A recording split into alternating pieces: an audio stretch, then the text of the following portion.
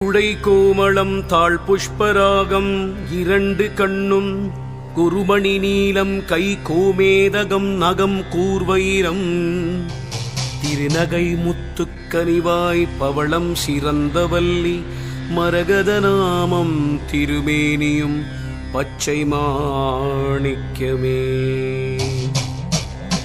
தேராத வட்டம் முக்கோணம் ஷட்கோணம் துலங்கு வட்டத்து ஈராரிதழ் இட்டு ரீங்காரம் உள்ளிட்டது நடுவே ஆராதனை செய்து அர்ச்சித்து பூஜித்தபடி பணிந்தால் வாராதிராள் அல்லவோலை ஞானவாராகியுமே. மெய்ச்சிரத்தார் பணியார் மனம் காயம் மிக வெகுண்டு கைச்சிரத்தேந்தி புலால் நினம் நாரக்கடித்துதறி வச்சிரத்தந்த முகப்பணியார் குத்திவாய் கடித்து